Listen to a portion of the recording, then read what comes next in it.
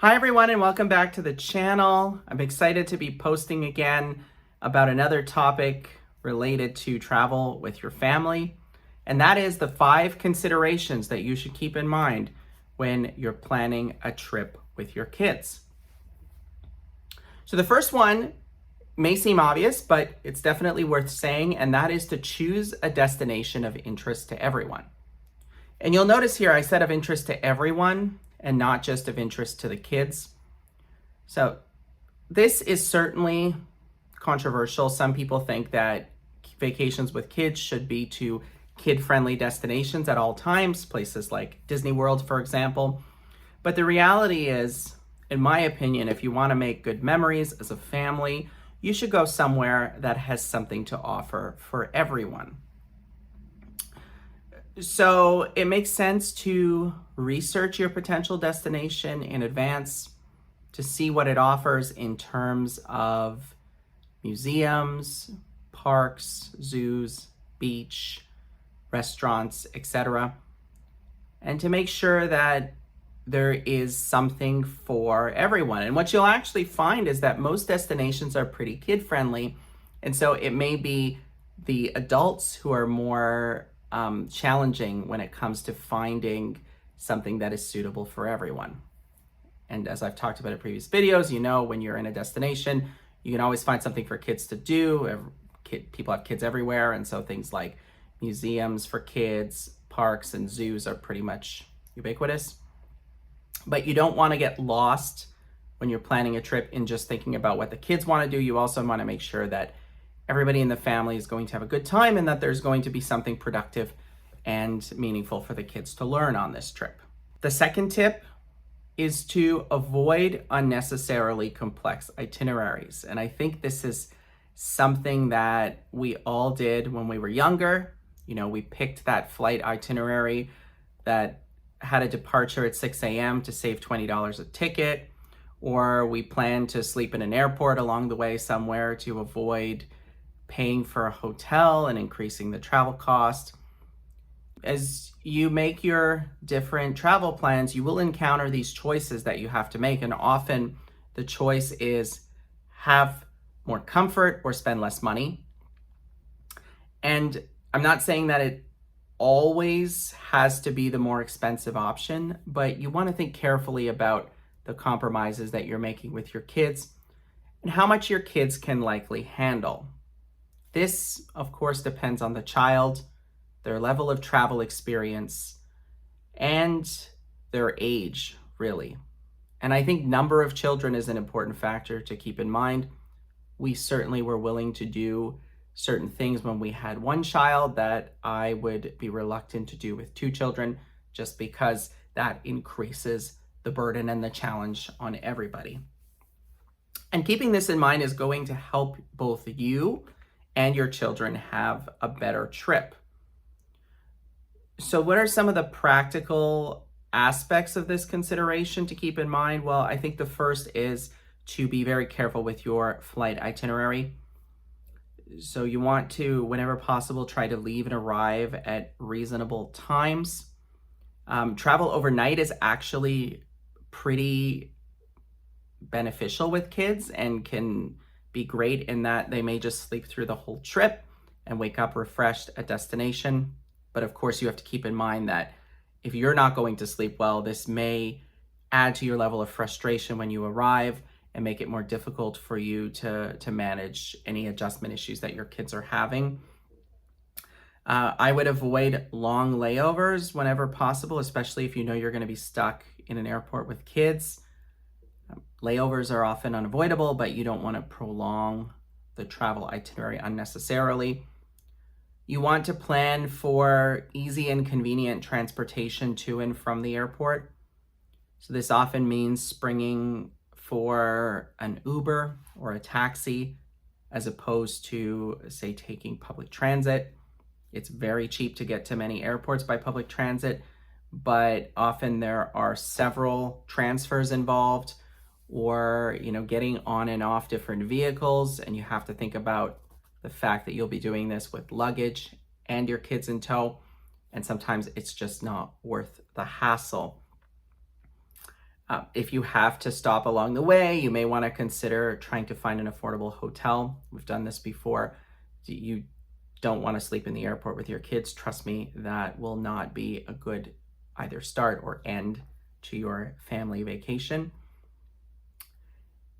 And once you're at destination, you want to make sure that there's a fairly easy and seamless way for you to get from the airport to wherever you're staying. So you want to think about ground transportation in advance.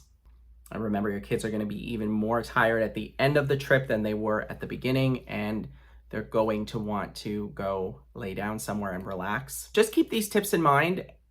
These are not universal rules. You know, as you travel more with your kids, you'll get a sense of what they can and can't handle, and you may want to challenge them or push them in certain ways. But if this is your first big trip, certainly your first trip with multiple kids, I would budget a little extra money for comfort, especially during both the outbound and the inbound journeys.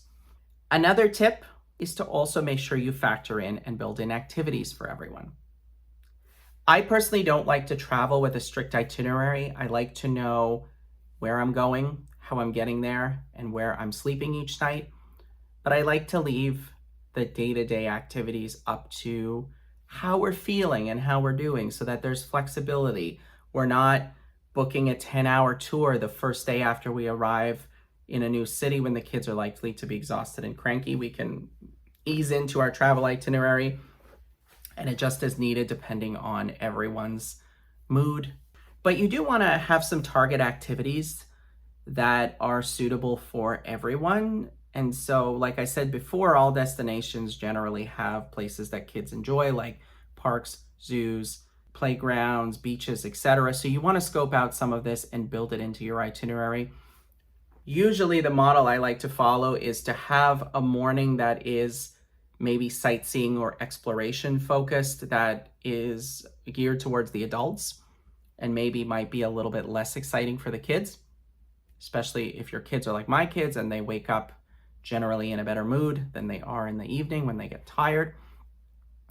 And then have some kind of break midday, especially if you're in a warm destination, take a nap or have some downtime, some tablet time, whatever your kids enjoy doing between the hours of, say, 1 o'clock and 3 o'clock. And then plan something that is more low-key and kid-friendly in the afternoon. So that may mean taking them to a playground. That may mean taking them to a kids' museum, somewhere with air conditioning. So if it's hot, that's something to think about. And I like to follow this model where we alternate between the adult activity and the kid activity. And then in the evening, we try to do something for everyone. So if we're going out to dinner, we try to go out somewhere where there's a lot for kids to see, do entertainment, games, etc. We generally, in our family, try to avoid really long, fancy, drawn-out meals with our kids. They don't enjoy it, and then you don't enjoy it as much. And instead, we opt for more casual settings, places with entertainment, or even street food as well. The next tip is to make sure you schedule some adjustment time into your itinerary, especially after you move from one place to another. So this is especially critical at the beginning of your trip when you arrive at destination. Remember that jet lag can affect kids much more so than it affects adults. If you've traveled overnight, your kids may not get a full night's sleep. They may not feel well rested. And so you want to make sure that your first day at destination is somewhat relaxing and that you're not expected to be somewhere and do something at a certain time after arrival. When we go overseas, for example, with our kids and there's a significant time difference, we usually plan for a light first day. Usually you would get to destination, say late morning, early afternoon. And then I would plan to check in, have a slow lunch, maybe some entertainment and relaxing time, and then go out later in the day once the kids have had the chance to refresh themselves. Do keep in mind that kids may not understand jet lag as well as we do, and they probably won't adjust as quickly as we do. I can tell you from our trip to Spain when my son was 2, that he was basically up all night the first 2 nights. And at the time, I was a rather inexperienced travel parent. That was our first trip with him with a major time difference. And so I was really frustrated and tired by the fact that he wouldn't sleep. I'd also booked myself a work meeting the next morning. That was the only work engagement I had on this trip, but really bad timing because I had to be up at a pretty early hour in Europe to go to this meeting. And so that was just a recipe for disaster. And in hindsight, I would have booked the meeting the next day and given us a day to adjust and acclimatize to the new time zone.